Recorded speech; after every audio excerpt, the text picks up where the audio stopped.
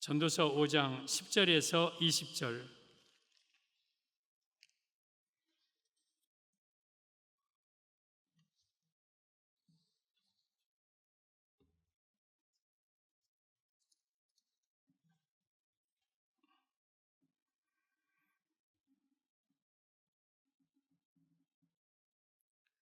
전도서 5장 10절 같이 말씀 받겠습니다. 시작. 은을 사랑하는 자는 은으로 만족하지 못하고 풍요를 사랑하는 자는 소득으로 만족하지 아니하나니 이것도 헛되도다. 재산이 많아지면 먹는 자들도 많아지나니 그 소유주들은 눈으로 보는 것 외에 무엇이 유익하랴. 노동자는 먹는 것이 많든지 적든지 잠을 달게 자거니와 부자는 그 부요함 때문에 자지 못하느니라. 내가 해 아래서 큰 폐단되는 일이 있는 것을 보았나니 곧 소유주가 재물을 자기에게 해가 되도록 소유하는 것이라. 그 재물이 재난을 당할 때 없어지나니 비록 아들은 낳았으나 그 손에 아무것도 없느니라. 그가 모태에서 벌거벗고 나왔은즉 그가 나온 대로 돌아가고 수고하여 얻은 것을 아무것도 자기 손으로 가지고 가지 못하리니 이것도 큰 불행이라. 어떻게 왔든지 그대로 가리니 바람을 잡는 수호가 그에게 무엇이 유익하랴. 일평생을 어두운 데에서 먹으며 많은 근심과 질병과 분노가 그에게 있느니라. 사람이 하나님께서 그에게 주신 바 그 일평생에 먹고 마시며 해 아래서 하는 모든 수고 중에서 낙을 보는 것이 선하고 아름다움을 내가 보았나니 그것이 그의 몫이로다. 또한 어떤 사람에게든지 하나님이 재물과 부요를 그에게 주사 능히 누리게 하시며 제 몫을 받아 수고함으로 즐거워하게 하신 것은 하나님의 선물이라. 그는 자기의 생명의 날을 깊이 생각하지 아니하리니 이는 하나님이 그의 마음에 기뻐하시는 것으로 응답하심이니라. 아멘. 오늘 제목은 재물에 대한 성경적 정의라는 제목으로 말씀을 드리겠습니다. 오늘 본문은 재물, 돈에 대한 하나님의 말씀입니다. 그러니까 성경적인 재물관을 오늘 말씀을 통해서 확실하게 정립하시기를 바랍니다. 매우 중요한 말씀입니다. 마음에 새기시기를 바랍니다. 재물에 대한 성경적 정의. 첫째, 재물과 부요는 하나님의 선물입니다.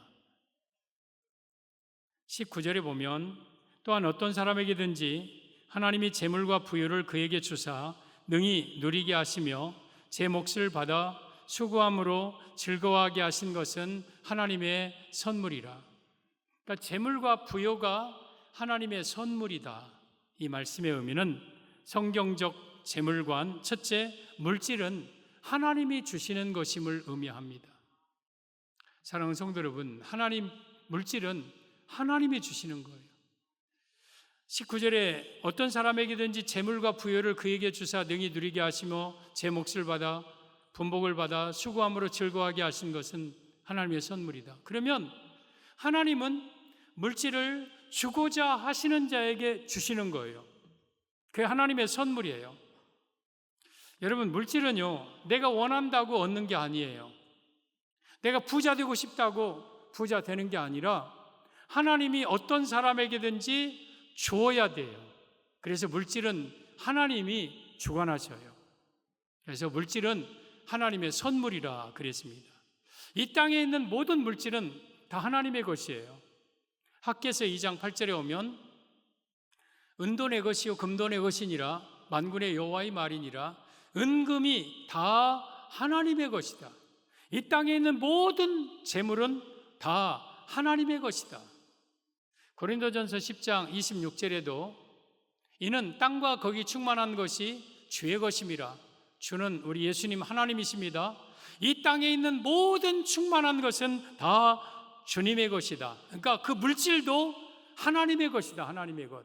그러니까 하나님이 물질 주지 아니하면 받을 수 없고, 또 하나님이 물질을 거두시면 내가 보존할 수 없고, 이게 물질의 주인 되신 하나님이다. 이게 성경적인 재물관 첫째 원리예요. 모든 물질은 주인이 하나님이다. 그리고 하나님이 주시는 선물이다. 우리가 구약의 큰 부자 중에 한 사람이 욥이죠. 욥이 동방 사람, 아브라함 당시 사람인데 우스에 살면서 하나님을 경외하고 악에서 떠나고 또한 이 온전하고 정직한 사람이었어요. 근데 그에게 큰 재물이 있었어요. 양이 7천, 또 낙타가 3천, 소가 500결이니까 한 결이 2마리 하면 1000마리, 또 암나귀가 500, 그리고 종도 심이 많았고 그의 아들이 7, 딸이 3, 굉장히 큰 부자였어요. 그리고 하나님을 경외했어요. 사탄이 두루 돌아다니다가 하나님의 전에 오니까 하나님께서 사탄에게 물어보죠. 너 어디 갔다 왔느냐? 예, 땅에 두루 돌아다녔나이다. 네가 내 종 욥을 주의하여 보았느냐?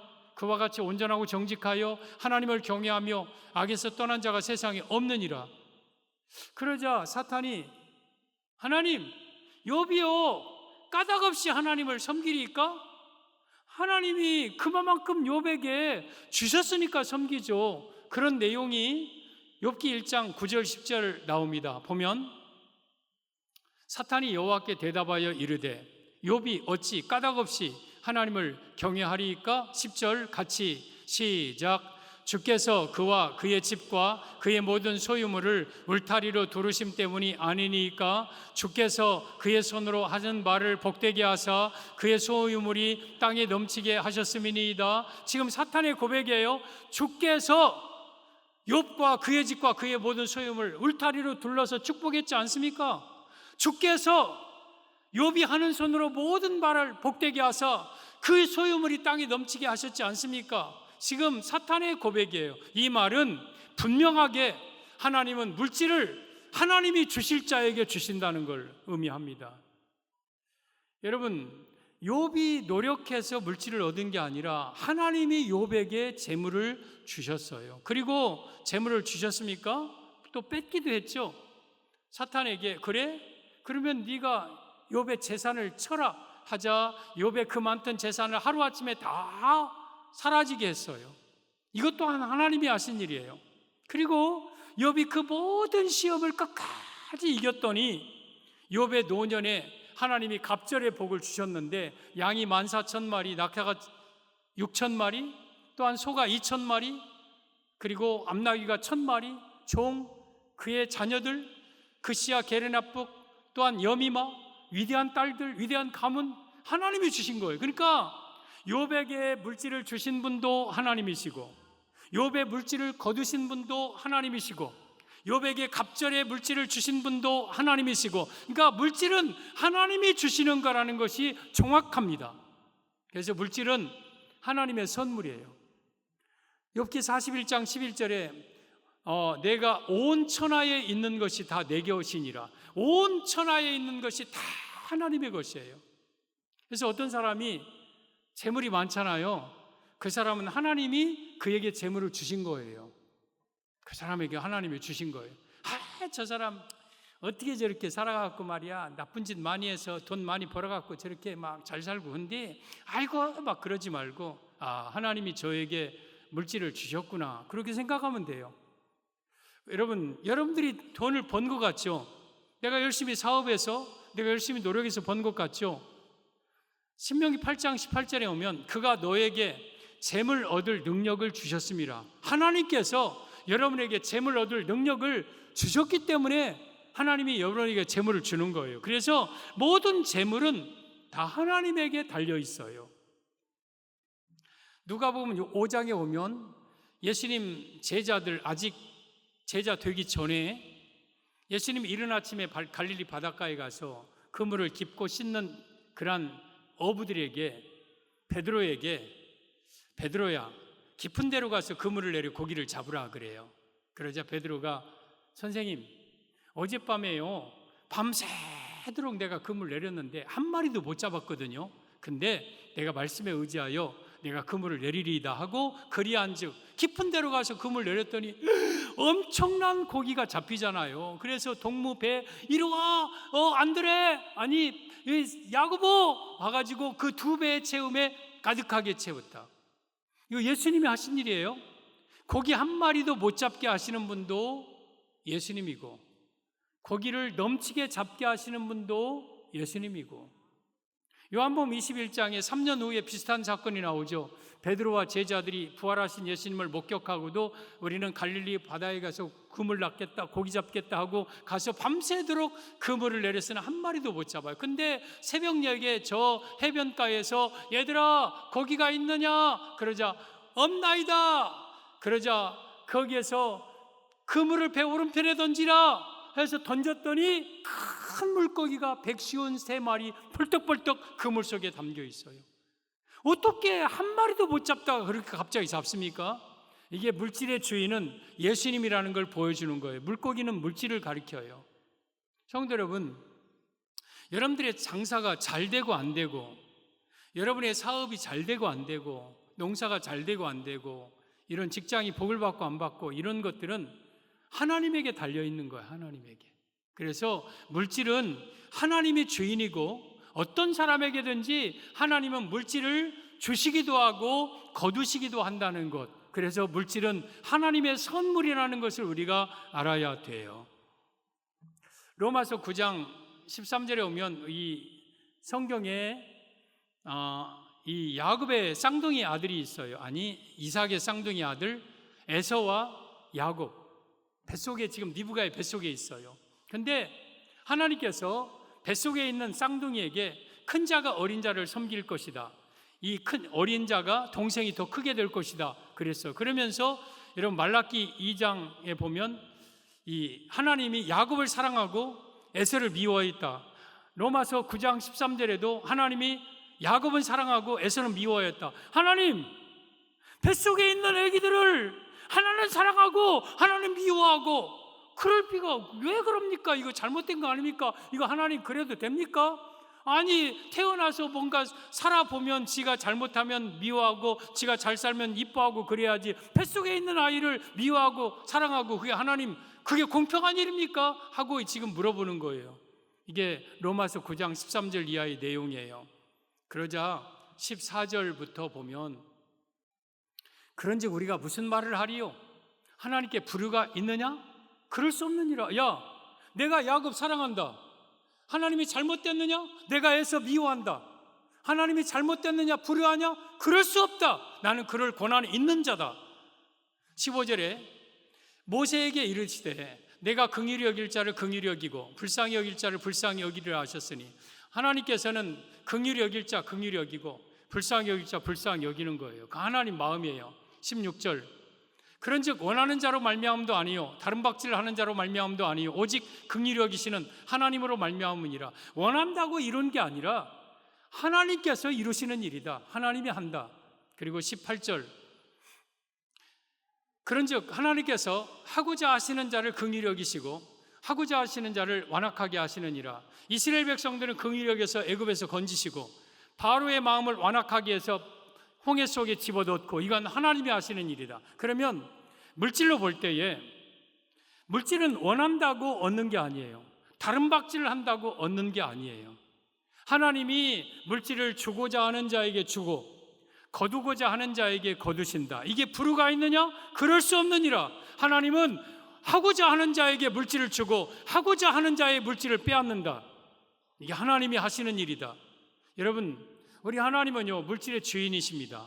그래서 어떤 사람에게 물질을 주든지 안 주든지 적게 주든지 많게 주든지 그건 하나님의 마음이에요. 그러면 여러분들이 물질에 대해서 어떻게 하면 돈을 벌 수 있느냐? 내가 노력하는 것도 중요하죠.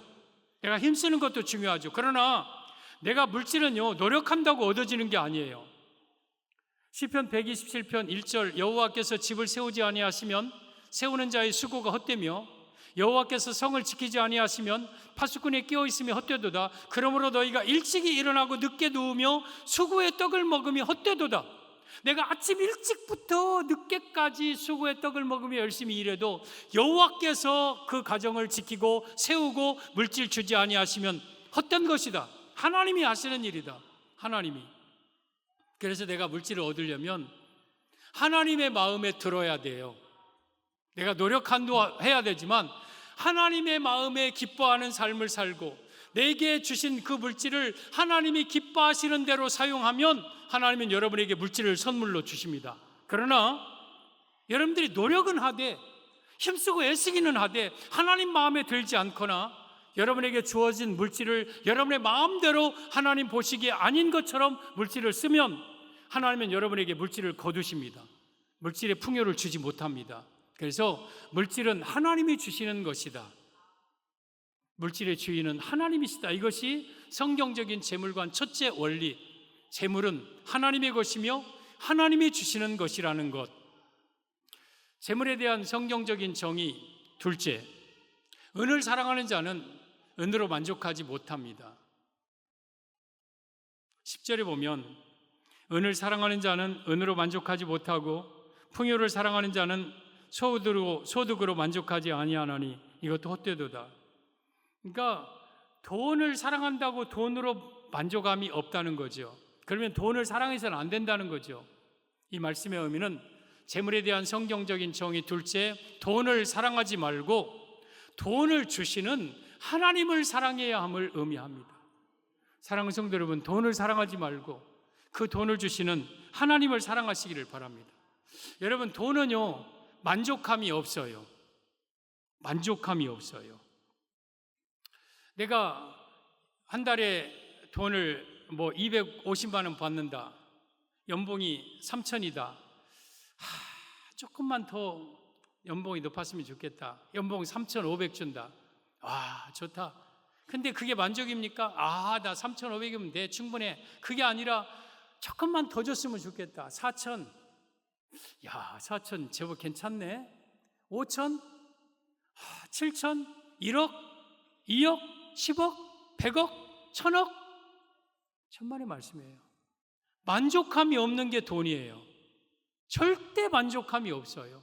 여러분, 우리 기업들, 세계적인 기업들 CEO들 보면 재산이 몇 천억, 몇 조가 있어요. 그 사람들이 만족할 줄 아십니까? 천만의 말씀이에요. 절대 만족이 없어요. 이 세상의 물질은요 만족하지 못하는 게 물질이에요. 그래서 여러분, 이 물질이라는 것은 만족함이 없으니까 그 물질을 사랑해서는 안 돼요. 그 물질을 주시는 하나님을 사랑하면 그 하나님으로 나에게는 만족함이 있는 거예요. 우리 성도 여러분, 재물에 대한 성경적인 정의 둘째, 돈을 사랑하지 말고 돈을 주시는 하나님을 사랑하십시오. 전도서 2장 6절에 보면 6장 7절입니다. 6장 7절에 보면 사람의 수고는 다 자기의 입을 위함이나 그 식욕은 채울 수 없느니라. 여러분, 사람이 다 먹고 살자고 하는 일이에요. 다 자기 먹자고 하는 일이죠. 근데 그 식욕은 채울 수 없다. 오늘 똑같은 말이에요. 10절과 만족함이 없는 거예요. 만족함이. 여러분, 이 세상의 것들은 만족함이 없어요. 그래서 성경은 뭐라고 말씀하십니까? 돈에 대해서 자족하라 그랬어요. 자족하라. 돈에 대해서 현재 있는 것으로 족하게 여겨라. 만족해라. 절제해라. 이런 말씀이죠. 디모데전서 6장 6절 이하에 보면 그러나 자족하는 마음이 있으면 경건은 큰 이익이 되느니라. 내가 돈에 대해서 자족하는 거예요. 이 정도면 됐다 하고 만족을 하는 거. 그러면 내가 경건한 사람이 돼요. 큰 이익이 돼요. 7절에 우리가 세상에 아무것도 가지고 온 것이 없음에 또한 아무것도 가지고 가지 못하리니 그러죠. 8절 우리가 먹을 것과 입을 것이 있은즉 족한 줄로 알 것이니라. 현재 여러분들이 가지고 있는 재산 가지고 재물 가지고 급료 가지고 족한 줄 알아라. 만족해라. 만족해라. 9절에 보면 같이 한번 읽어볼까요? 시작. 부하려 하는 자들은 시험과 올무와 여러 가지 어리석고 해로운 욕심에 떨어지나니 곧 사람으로 파멸과 멸망에 빠지게 하는 것이라. 내가 부자 되려고 하는 자는 시험과 올무에 걸리고 여러 가지 해로운 욕심에 떨어지고 결국에는 파멸과 멸망에 빠진다. 그래서 여러분들은 부자 되려고 애쓰지 마십시오. 여러분, 하나님이 주시지 않는데 내가 부자 되려고 애쓰다 보면 시험과 올무와 여러 가지 해로운 욕심에 떨어지고 결국에는 파멸과 멸망에 빠지게 되는 거예요. 10절에 보면 같이 시작. 돈을 사랑함이 일만하게 뿌리가 되나니 이것을 탐내는 자들은 미혹을 받아 믿음에서 떠나 많은 근심으로써 자기를 찔렀도다. 돈이 악의 뿌리가 아니라 돈을 사랑함이 일만하게 뿌리가 된다. 돈을 사랑하면 일만 가지 악도 죄도 저지를 수 있다. 만약에 돈을 탐낸다면 미혹받아 믿음에서 떠나. 믿음에서 떠나는 것은 멸망받는 거죠. 지옥 가는 거죠. 많은 근심으로써 자기를 찔렀도다. 그러니까 내가 돈을 사랑하느냐, 여러분, 내가 돈을 주신 하나님을 사랑하느냐, 이 문제는요, 죽고 사는 문제고 내가 천국과 지옥의 문제예요. 여러분들은 절대 돈을 사랑하지 마시기를 바랍니다. 가룟 유다 보십시오. 예수님의 12제자 선택받았어요. 예수님 곁에 있을 때 그가 헐벗었습니까? 먹을 것이 없었습니까? 그래서 돈에 손댔습니까? 여러분, 누가복음 22장 30절에 제자들에게 3년 후에 너희가 내가 전대 배낭 먹을 것 갖지 않고 보내었을 때 부족한 것이 있었더냐 하고 물어봐요. 그러니까 그들이 없었나이다 그래요. 가룟 유다가 예수님 곁에 있을 때 배고파서 은 30에 손댄 거 아니에요. 헐벗어서 손댄 거 아니에요. 돈의 욕심 때문에 은 30 손대어서 그 돈 쓰지도 못하고 성전에 다 뿌려버리고 가서 목매달아 발버둥 치다가 떨어져서 배가 터져 창자가 흘러나오고 그가 지옥 갔어요. 단 은 30 때문에, 소 한 마리 값 때문에. 여러분들은 돈을 사랑하면 이렇게 돼요. 절대 내가 살아가는 동안 돈을 사랑하여 믿음에서 떠난 인생들, 지옥 가고 저주받는 인생들 되지 않기를 바랍니다. 그래서 내가 돈을 사랑하느냐 예수님을 사랑하느냐 이 문제는 천국이냐 지옥이냐 죽느냐 사느냐 이 문제. 여러분들은 절대 돈을 사랑하는 자가 되어서는 안 되고 돈에 대해서 자족하고, 여러분 잠언에 보면 23절 너 부자 되려고 애쓰지 말라고 그랬어요. 너무 부자 되려고 애쓰지 마십시오. 적당하게 내가 이 정도면 됐다 하고 절제하고, 오늘 가게 빨리 문 닫아라, 더 이상 손님 안 받아도 된다, 하나님이 주신 것 이 정도면 됐다 하는 마음을 가지고 항상 그렇게 살아야 돼요. 이게 경건에 큰 유익이 되는 자족하는 성도의 삶의 모습입니다. 히브리서 13장 5절에 보면 돈을 사랑하지 말고 있는 바를 족한 줄로 알라. 그가 친히 말씀하시기를, 우리 하나님이 직접 말씀하십니다. 내가 결코 너희를 버리지 아니하고 너희를 떠나지 아니하리라. 여러분, 돈이 있고 하나님이 있어요. 이 둘 중에 내가 누구를 선택할 건가, 뭘 거를 선택하실 것인가? 여러분, 내가 만약에 돈을 선택하면 하나님을 잃어버려요. 그러나 하나님을 선택하면 내가 결코 너희를 버리지 아니하고 너희를 떠나지 않는다. 하나님이 여러분을 버리지 않고 여러분과 함께 하시면 되는 거 아닙니까? 하나님이 여러분의 삶을 다 책임져 주실 거 아닙니까? 절대 우리가 돈을 사랑하여 하나님도 잃고 영혼도 잃어버리는 그런 파멸당한 인생 되지 말고, 돈 사랑하지 말고 그 돈을 나에게 주시는 하나님을 사랑하시기를 바랍니다. 여러분들이 황금알을 낳는 거위의 이야기를 우리가 잘 알아요. 어떤 사람이 거위가 황금알을 날마다 낳아요. 매일 낳아요. 그러니까 막 처음에는 좋아서 막 그 황금알을 가지고 막 쓰다가 가만히 생각해 보니까 이거 하루하루 낳는 거 못 기다리겠어. 내가 저놈의 거의 배를 갈라가지고 그 안에 있는 황금알을 한꺼번에 다 꺼내가지고 내가 그걸로 막 큰 부자가 돼야 되겠다. 그래서 거의 목을 딱 비틀어가지고 배를 딱 갈라서 황금알을 봤더니 거기는 아무것도 없어. 결국에는 하나씩 어떤 황금알마저 못 얻게 된 거예요. 여러분, 우리가 욕심을 내면 그렇게 돼요. 하나님께서 하루하루 여러분들이 먹고 살고 입을 것 주시는데, 만약에 그것에 만족하지 아니하고 욕심을 내어서 돈에 손대고 돈에 대한 탐욕을 가지면 내게 있는 모든 것을 하루아침에 다 잃어버리게 돼요. 그래서 우리는 돈에 대한 욕심 갖지 마시고 날마다 돈에 대한 욕심을 십자가에 못 박고 현재 있는 것으로 만족하고 현재 받는 급료로 만족하면서 살아야 돼요. 성경적인 재물관, 첫째, 물질의 주인은 하나님이시어서 하나님이 누구에게든지 물질은 선물로 주시는 거다. 그리고 둘째는 돈에 대한 사랑, 욕심을 갖지 말고 사랑하지 말고 돈을 주시는 하나님을 사랑해야 된다. 성경적인 재물관, 셋째, 재난당할 때 재물은 없어집니다. 14절 보면 그 재물이 재난을 당할 때 없어지나니 비록 아들은 낳았으나 그 손에 아무것도 없느니라. 재난 당할 때 재물이 없어진다. 이 말씀은 물질은 항상 내 곁에 있지 않음을 알아야 함을 의미합니다.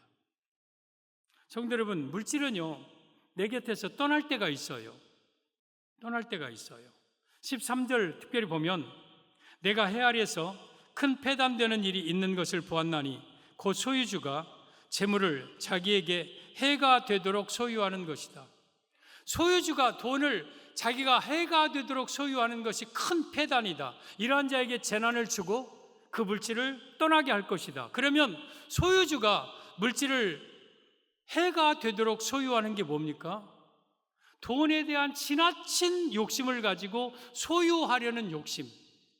내가 더 가져야 돼, 더 벌어야 돼, 더 모아야 돼 하면서 지나친 돈에 대한 욕심을 가진 것이 해가 되도록 소유하는 것이고, 또 둘째는 자기 자신만을 위해서 재산을 소유하는 거예요.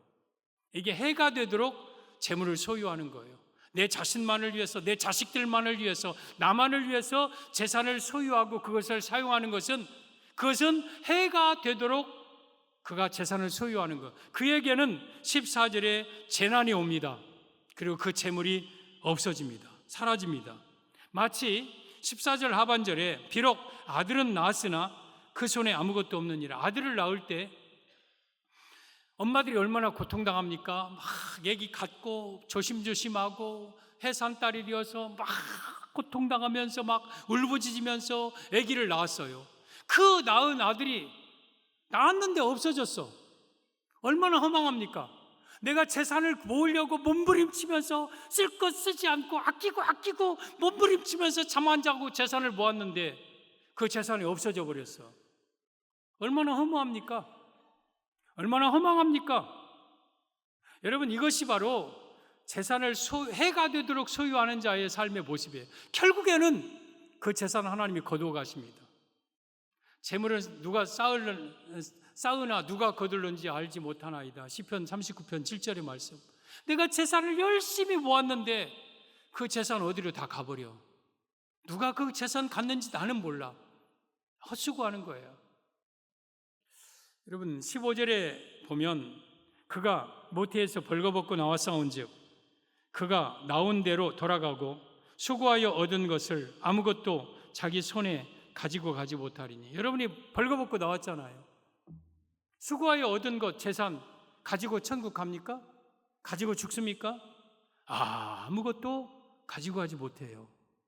그리고 16절 이것도 큰 불행이라 어떻게 왔든지 그대로 가리니 바람을 잡는 수호가 그에게 무엇이 유익하랴. 돈을 내가 아끼고 사랑하고 돈을 갖는 건 바람을 잡는 것과 같아. 바람 안 잡혀요. 바람 안 잡히는 거예요. 내가 왔던 그대로 가는 거예요. 내가 벌거벗고 왔어. 다시 그대로 가는 거예요. 17절 일평생을 어두운 데서 먹으며 많은 근심과 질병과 분노가 그에게 있느니라. 만약에 재산을 해되도록 소유하는 자, 돈에 대한 욕심을 가지고 사는 자들은 일평생 어두운 데서 먹는다 그랬어요. 밝은 데서 먹지 못하고 어두운 데서 숨어서 가슴 졸이면서 그렇게 먹고, 그에게 또한 근심, 질병, 많은 분노가 그들에게 있다. 이게 돈을 사랑하는 자의 삶입니다. 여러분, 우리는 그래서 돈은 언젠가 내게서 떠날 날이 있다는 것, 나는 그리고 빈손으로 이 세상을 떠난다는 것 항상 기억하고 살아야 돼요. 아브라함의 후손의 직업이 뭡니까? 장사하는 자였습니까? 무역하는 자였습니까? 아니면 농사 짓는 자였습니까? 아브라함의 후손의 직업은 목축업이었어요. 목축업. 우리 창세기 46장 33절에 야곱과 그의 자손들이 이 애굽의 바로 왕 앞에 섰어요. 그랬더니 바로가 물어봤어요. 그대들의 직업이 뭐뇨? 하고 물어봐요. 그러니까 이들이 우리는 목축하는 자입니다. 그랬어요. 목축하는 자. 이 아브라함의 후손들은 하나님이 정해주신 직업이 있었어요. 목축하는 자예요. 목축하는 것은요, 여러분, 이 텐트를 치고 장막을 치고 양들을 거기서 뜯기다가 거기 풀이 닿으면 장막을 거두어서 또 다른 지역으로 가서 또 장막을 치고 거기서 또 잠시 있다가 이동하는 자. 여러분, 만약에 농사하는 자였다면 거기다가 땅을 더 많이 사야 되고 집도 그럴듯하게 짓고 2층으로 올리고 옆에 땅도 사고 재산을 늘릴 거예요. 근데 이들은 목축하는 자이기 때문에 집 잘 질 필요도 없어요. 그냥 천막 치고 거기서 며칠 살다가 이동하는 자들이 목축하는 자들이에요. 여러분, 아브라함의 후손은 우리 성도를 가리키는 거예요. 여러분들의 영적 직업은요, 목축하는 자예요. 목축하는 자는 큰 욕심 내지 않습니다. 자기 장막을 더 크게, 더 멋있게 꾸미고 그러지 않습니다. 그냥 하루하루 거기서 살다가 그냥 하나님이 오라 하시면 둘둘둘둘 이 장막 벗어놓고 하나님 나라에 가는 게 우리 성도들의 모습이에요. 그래서 우리는 이 세상에 너무 욕심을 내어서는 안 돼요. 이 세상 것들 결국엔 내가 다 놓고 떠날 거예요. 만약에 여러분들이 재산이 많은 사람이라, 그런데 예수님이 재림이 가까운다 그러면 그 말 듣기 싫을 거예요. 목사님, 재림 좀 하지 마십시오. 나 재산 언제 다 쓰려고. 예수님 재림하시면 그 재산 그거 쓰지도 못하고 나 예수님 맞이하면 돼. 억울하잖아요. 그리고 예수님이 막 오시려고 해요. 아, 예수님 잠깐 벌써 오십니까? 나 돈도 못 써봤는데 벌써 오시면 어떻게 됩니까? 그러면서 예수님 재림을 반기지 않을 거 아니에요. 우리 성도들, 그러나 내가 돈이 있든 없든 간에 유목민처럼 하루하루 그냥 사는 거예요. 하루하루 감사하면서 살면 우리 주님에 대한 진정한, 여러분, 재림 의식, 여러분, 우리 주님의 다시 오심을 기다리면서 사는 그러한 진정한 성도의 모습이 되는 거예요. 그래서 여러분들 이 땅에 돈을 너무 쌓아두려 하지 말고요, 그 결국에는 다 사라질 것들이에요. 사라질 것들, 없어질 것들이에요. 저는 그런 생각을 해봐요. 이제 점점 대환란이 다가오는데 여러분들도 저와 같은 생각을 해도 되고 뭐 좀 안 해도 되고 뭐 그러지만 여러분들이 한번 생각해 보세요. 대환란이 시작되면 적그리스도가 이마에나 오른손에 666 표를 받으라고 해요. 그리고 그 표를 안 받으면 우리는 매매 못해요. 그리고 더 나가서 죽기도 해요. 그런데 저는 안 받을 거예요. 여러분들은 받을 겁니까? 666 표 받을 겁니까? 아니요. 받으면 안 돼요. 받으면 적그리스도와 함께 지옥 가는 거예요. 절대 666 표를 받으면 안 돼요. 그러면 내가 666 표를 못 받으면 내게 있는 재산 단 한 푼도 재산권을 소유하지 못해요.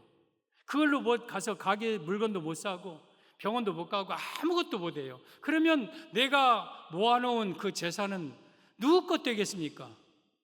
그래서 저는 그런 생각을 해요.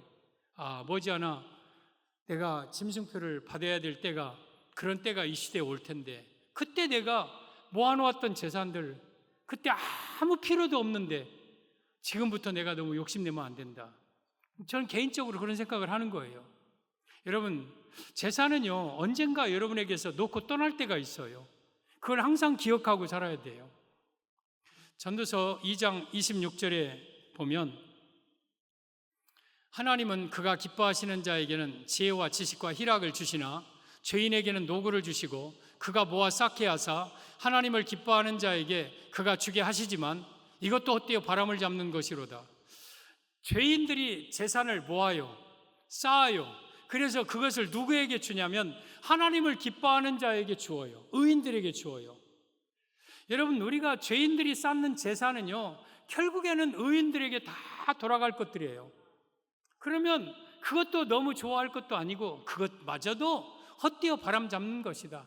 누가 나에게 재산을 많이 주어서 내가 그걸 누린다 할지라도 그것 또한 헛된 것이다. 바람 잡는 것이다. 그러므로 여러분들이 하나님 없이 쌓은 재물은 결국에는 의인에게 갖다 바칠 거예요. 선한 사람들, 하나님을 기뻐하시는 사람들에게 다 줄 거예요. 그래서 모아 쌓으면 안 되는 거예요.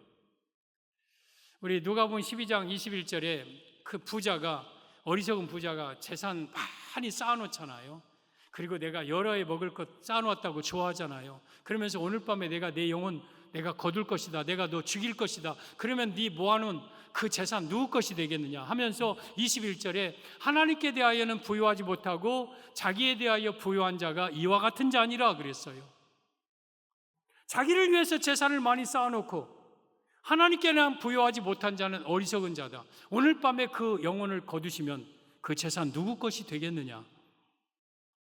전도서 6장 2절에 보면 어떤 사람은 그의 영혼이 바라는 모든 소원에 부족함이 없어 재물과 부요와 존귀를 하나님께 받았으나, 물론 역시 여기에도 재물과 부요는 하나님께 받는다고 말씀하셨죠. 하나님께서 그가 그것을 누리도록 허락하지 아니하셨으므로 다른 사람이 누리나니 이것도 헛되이 악한 병이로다. 하나님이 자기 영혼이 바라는 재물과 부유와 존귀를 받기는 받았으나 누리지를 못한다. 그러면 누린다는 것은 뭐 여행 다니고 유럽 여행 다니고 미국 여행 다니고 막 어디 막 트레킹 다니고 뭐 어디 막 그냥 돈 쓰러 다니고 그게 누리는 겁니까? 이건 누리는 게 아니에요. 하나님이 내게 주신 재물을 하나님이 기뻐하시는 대로 쓰는 게 누리는 거예요. 근데 누리지를 허락하지 않아. 그래서 그것을 누구에게 주느냐? 다른 사람이 누려요.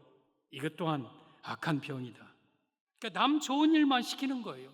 여러분들이 물질을 하나님이 기뻐하시는 대로 쓰지 않을 때에, 하나님의 뜻대로 여러분들이 물질을 쓰지 않으면 그 물질을, 모아놓은 물질을 다른 사람에게 주어요. 물질 쓸 줄 아는 사람에게 주어요. 그러니까 여러분들이 물질을 하나님이 주신 것도 축복이지만 물질을 누리도록 하는 것도 하나님의 은혜예요. 누린다는 것은 막 호의호식 한다는 것이 아니라 하나님이 기뻐하시는 일에 멋있게 쓰면서 사는 거예요. 이렇게 사는 것이 물질을 누리는 거예요. 그러면 그에게 더욱더 물질을 부어주셔요. 여러분, 하나님이 여러분에게 물질을 많든 적든 주시는 이유가 뭡니까? 왜 여러분에게 돈을 주십니까? 하나님이. 첫째는 여러분의 삶에 필요한 것을 여러분들이 써야 돼요. 그런데 검소하게 전략하면서 써야 돼요. 내가 돈 벌었으니까 내가 마음껏 쓰지 뭐. 내 돈이니까 내가 마음껏 쓰는 것. 여러분, 고린도전서 9장 18절에 오면 내게 상이 무엇이냐? 내게 있는 권리를 다 쓰지 아니하는 것이 내가 상이라 그랬어요. 내가 돈 벌었으니까 내가 마음껏 써도 누가 할 말이 없지만 하나님은 그거에 대해서 여러분 책임을 물으셔요. 그래서 나는 돈이 있어도 전략하고 검소하게 써야 돼요.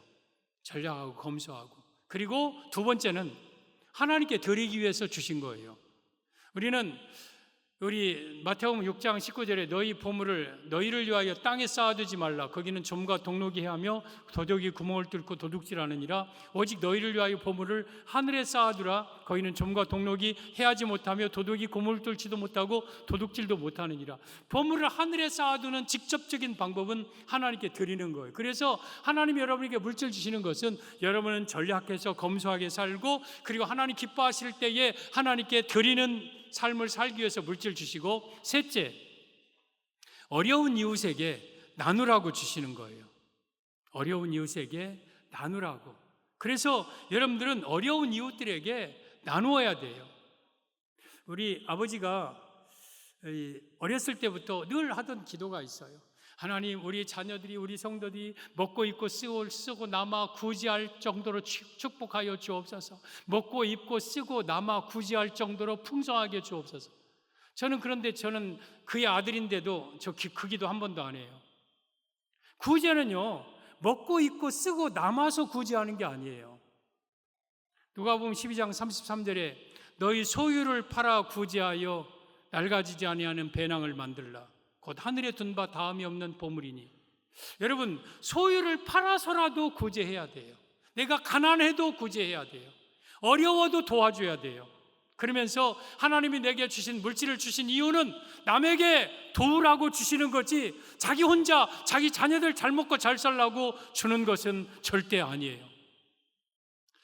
여러분, 로마서 15장 1절 2절 보면 믿음이 강한 우리는 마땅히 믿음이 약한 자의 약점을 담당하고 자기를 기쁘게 하지 아니할 것이라. 우리 각 사람이 이웃을 기쁘게 하되 선을 이루고 덕을 세우도록 할지니라.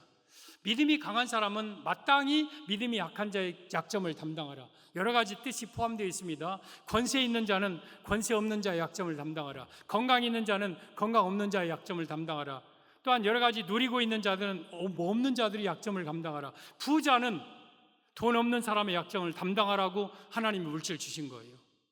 근데 하나님이 물질 주신 것을 하나님이 왜 주셨는가도 모르고 어려운 자가 내 주변에 있는데도 불구하고 쓰지 아니하면 하나님은 그 물질을 쓸 줄 아는 사람에게 물질을 돌려요. 이것은 그때 후회해도 소용없어요. 그때 돈 있을 때 좀 쓸 걸, 베풀 걸 해도 소용없는 거예요. 저는 그런 마음으로 하루하루를 살아요. 제가 송정중앙교회에 언제 있을까지 저는 잘 몰라요. 근데 언제 내가 이 교회를 그만두고 다른 교회로 갈 수 있을지, 내가 그만둘지 어쩔지 너는 아무도 모르는 거예요. 단지 내가 하루하루 있을 동안 하나님께서 송정중앙교회를 통하여서 주신 물질을 가지고 하나님이 기뻐하시는 대로 쓰다가 후회 없이 쓰다가 그냥 그만두라면 그때 딱 그만두는 거. 그게 저의 하루하루의 삶의 모습이에요. 저의 재물뿐만 마찬가지예요. 제게 내 있는 재물이 언제까지 나에게 있는지 몰라요. 내 생명 언제까지 나 있을지 몰라요. 그냥 단지 오늘 하루하루 살면서 내가 누구를 도와줄까? 어떻게 하면서 선을 베풀까? 이러면서 살다가 하루하루 사는 거예요. 오늘 아침에 제가 제 아내에게 여보 선한 눈을 가진 자는 복이 있다고 그랬대. 당신 선한 눈을 가져야 돼? 그랬더니 선한 눈이 뭔 줄 알아? 하고 물어봤어요. 눈꼬리가 약간 내려오고 약간 눈동자가 조금 그냥 맑고 또 선한 눈이 착해 보이는 눈 있잖아요. 그런 자가 복이 있대요. 잠언 22장 9절이에요. 선한 눈을 가진 자는 복이 있나니 자기의 양식을 어려운 자에게 나누어 줌이라. 선한 눈은 어려운 자에게 양식 나눠줄 자를 찾는 자의 눈이에요. 여러분들이 그냥 대충 보면 도와줄 자 별로 없어요. 내 주변에 다 잘 사는 것 같아요. 그러나 내가 자세히 이웃을 돌아보면 내 주변에는요 어려운 자들 많아요. 그러한 자를 찾는 눈이 선한 눈이고 그 양식을 나눠주면서 살아가는 자가 복 있는 자다. 그래서 우리는 선한 눈을 가지고 어려운 자를 찾는 눈을 가져야 돼요. 우리 대한민국도 마찬가지. 저는 대한민국이 어려운 나라 좀 많이 도왔으면 좋겠어요. 우리 6.25 전난 이후에 우리나라가 얼마나 어려웠잖아요. 근데 미국의 원조물, 나도 어려서부터 미국에서 나온 그 밀가루빵, 옥수수빵, 그 우유, 분유, 막 마대푸자로 막 같은 그 옷들 막 교회에다가 막 그 원조물자, 구호물자 갖다 풀어놓으면 거기서 막 옷 하나 갖다 입고 막 그러면서 살았거든요. 우리나라가 잘 산다면 이제 어려운 나라들 우리나라도 도와야 돼요. 그리고 기업들도 마찬가지예요. 여러분들이 기업을 갖고 있습니까? 여러분들의 기업을 통해서 어려운 자들을 많이 도와주세요. 할 수 있는 힘이 다른 사람에 비해서 있잖아요. 그리고 교회도 마찬가지. 우리 교회만 뭐든지 잘 먹고 우리 교회만 뭐든지 막 멋있게 만들고가 아니라 여러분 우리 교회는 전략하고 검소하고 살면서 어떻게 하면 어려운 교회를 도울까? 어떻게 하면 어려운 선교지? 어떻게 하면 어려운 이웃, 아픔 당하는 이웃을 도울까? 이거 찾아야 돼요. 개인도 마찬가지고요. 그렇게 사는 자에게 하나님은 복을 주시고 그렇게 사는 교회와 기업에게 하나님은 물질 떨어지지 않게 풍성하게 주시는 거예요. 우리 성도 여러분, 우리 국가도 교회도 가정도 개인도 마찬가지. 여러분 하나님이 물질을 주신 이유는 어려운 이웃에게 나누라고 주시는 거예요. 나누라고. 그래서 오늘 19절의 말씀, 또한 어떤 사람에게든지 하나님이 재물과 부요를 그에게 주사 능히 누리게 하시며 제 몫을 받아 수고함으로 즐거워하게 하신 것은 하나님의 선물이라. 저는 여러분들에게 하나님이 재물과 부요를 주셔서 하나님의 뜻대로 누리면서 살 수 있는 하나님의 선물을 다 받는 자가 되시기를 바랍니다. 그래서 성경적인 분명한 재물관을 가지고 물질의 주인은 하나님이시고 어떤 사람에게든지 하나님이 물질을 주시는 분은 하나님이시다. 그리고 또한 은을 사랑하는 자는 은으로 만족하지 않는다. 나는 돈을 사랑하지 않고 그 돈을 주신 하나님을 사랑하며 자족하는 마음으로 살겠다. 그리고 셋째, 재난당할 때 이 물질이 없어지는 것을 알고 언젠가는 내게서 물질이 떨어질 날, 끝날 날이 있다는 것을 알고 그때 후회하지 말고 마음껏 베풀며 마음껏 드리면서 살 수 있는 그러한 성경적인 재물관을 가지고 살아가는 성도들 되기를 예수님의 이름으로 축복합니다.